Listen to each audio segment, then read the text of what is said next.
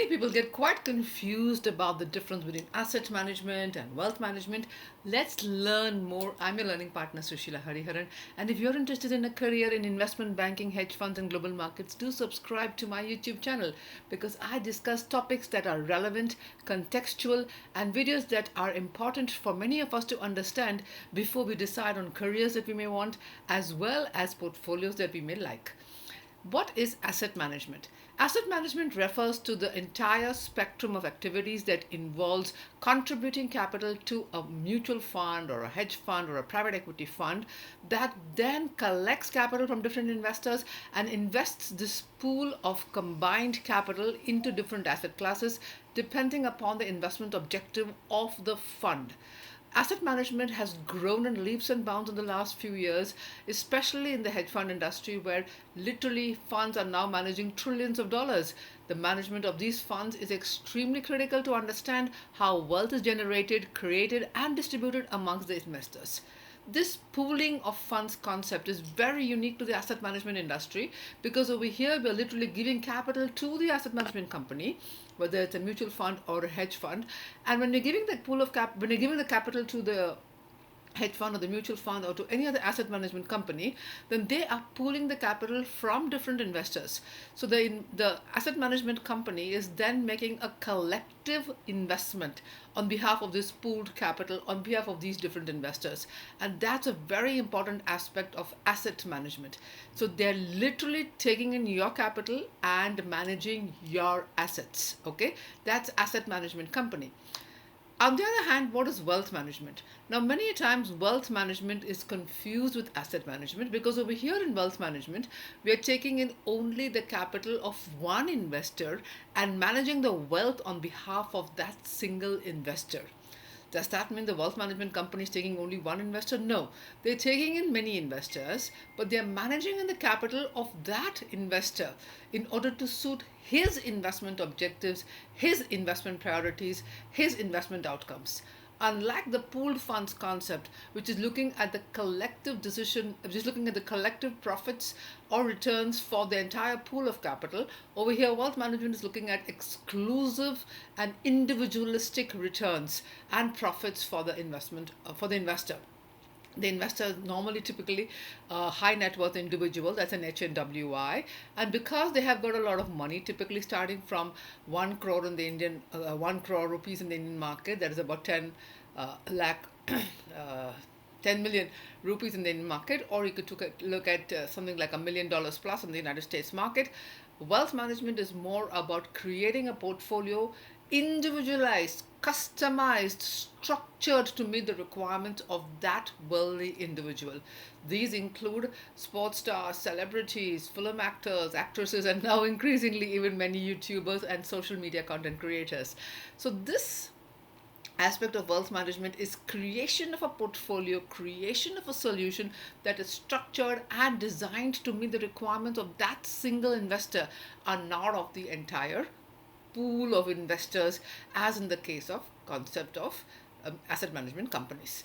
So asset management companies are pooled capital from multiple investors that is then collectively invested by the asset management company into different asset classes. Whereas on the other hand, wealth management is clearly meant only for structuring products, structuring portfolios, structuring investment solutions to meet the requirement of one particular investor. In an asset management company, investors contribute the capital directly to the pool. In wealth management, the wealth manager is responsible for providing structured products, structured investment solutions, and extremely highly customized wealth management solutions that meet the requirement of that single investor. There is no pooling of capital in the case of wealth management companies because the wealth investor is not looking for ordinary returns. They're looking for returns that are defined by their investment objective and by their investment requirements, by their expected investment outcomes. So wealth management clearly is in a different league compared to asset management, and investors choose both of them. So you might ask, why are they accredited investors? Don't they choose only hedge funds? No, an accredited investor could contribute his capital to a hedge fund which meets a different investment objective of his, and he could also require a wealth management solution which requires a structuring of a solution for, let's say, a $10 million portfolio, which is not just an investment into a hedge fund or a private equity fund or whatever it may be.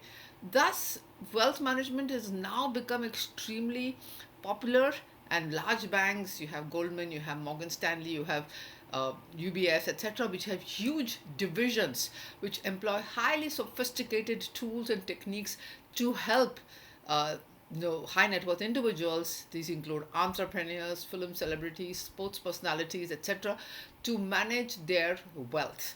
Many a times, wealth management is very holistic in nature, and it looks like the entire portfolio of the investor.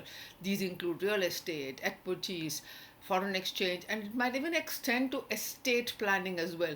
Well, all of this doesn't happen in the case of asset management. In the case of asset management, you're just taking in the capital and giving it to the asset management company, and then you're monitoring the returns, and you can see that if it is very high, you might want to continue with the fund. If you see it's not performing up to the mark or it's not beating the benchmarks, you might want to withdraw your capital from the fund. All these things happen in the case of asset management company, but in the case of wealth management companies, the wealth management company is slowly and surely literally managing the finances of the high net worth individual. So wealth management is an entire spectrum of services for one particular individual. So for that individual, real estate, equities, fixed income, money market, foreign exchange, etc. Whereas on the other hand, asset management is focused on one lot of capital that comes in, which is looking more interesting in terms of the growth in the next 10 years. Both of them will grow very, very fast because there's a spurt of capital growth in the world economy, and we have seen many entrepreneurs who started up companies and have exited them at very fancy valuations.